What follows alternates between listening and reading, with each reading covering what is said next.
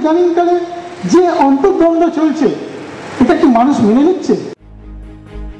এভাবেই দলের গোষ্ঠীদ্বন্দ্বের কথা স্বীকার করে নিলেন উত্তর চব্বিশ পরগনার বীজপুরের তৃণমূল বিধায়ক শুভ্রাংশু রায়।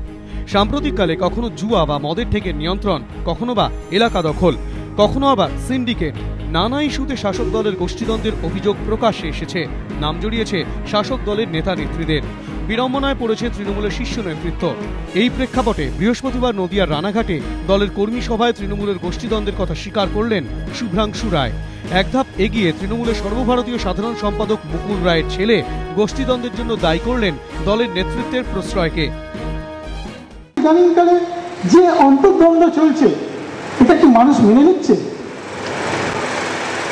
এটা তো ঠিক না।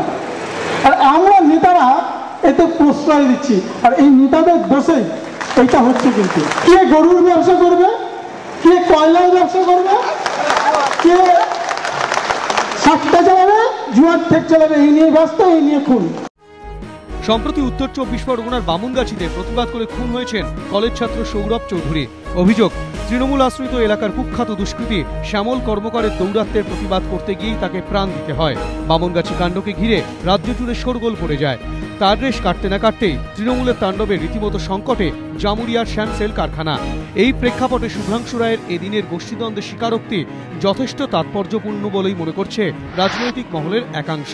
কারণ তাদের যুক্তি, শুভ্রাংশু তো শুধু বীজপুরে তৃণমূল বিধায়ক নন, তিনি মুকুল রায়ের ছেলেও। তৃণমূলের অন্দরে যাকে অনেকে দলের অলিখিত নাম্বার 2 বলেন।